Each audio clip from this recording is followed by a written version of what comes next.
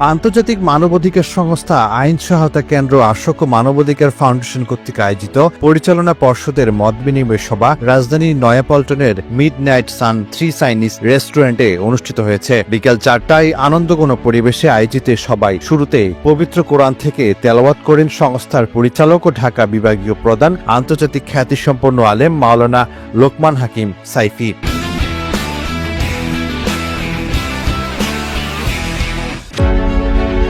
সবাই সভাপতিত্ব করেন সংস্থার চেয়ারম্যান মোহাম্মদ শামসুল আলম। উদ্বোধন করেন নিউ ইয়র্ক থেকে ভার্চুয়ালি যুক্ত হয়ে নির্বাহী পরিচালক খন্দকার সাইফুল ইসলাম সজল। সভা পরিচালনা করেন অতিরিক্ত নির্বাহী পরিচালক মোহাম্মদ মনির হোসেন। অনুষ্ঠানে উপস্থিত ছিলেন সংস্থার লিগ্যাল এইড কাউন্সিল উপদেষ্টা অ্যাডভোকেট লুৎফুন্নেসা, উপদেষ্টা মোহাম্মদ মেজবা উদ্দিন, পরিচালক প্রশাসন খন্দকার তরিকুল ইসলাম মিলন, পরিচালক অর্থ নাসির উদ্দিন মিলন, পরিচালক গণসংযোগ ওমর ফারুক, পরিচালক উন্নয়ন মোহাম্মদ ফজলুল হক, পরিচালক ও চিত্রনায়ক যুবরাজ খান, পরিচালক উজ্জ্বল খান, ঢাকা জেলা সভাপতি নাজমা সুলতানা, পরিচালক মোহাম্মদ সোহেল, ফিরোজ শাহী, আর আবুল হাশেম, মোহাম্মদ রুহুল আমিন, মোহাম্মদ মফিজুর রহমান, কানিস ইসলাম রুমা, সহকারী পরিচালক মোহাম্মদ জাহিদুল ইসলাম, MU ফারুক হোসেন, আতিকুর রহমান সহ অন্যান্য পরিচালকবৃন্দ।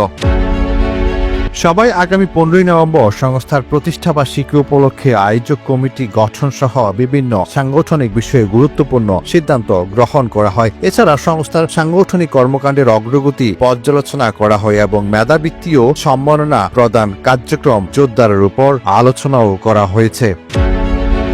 নিউজ ডেস্ক, আজকের খবর।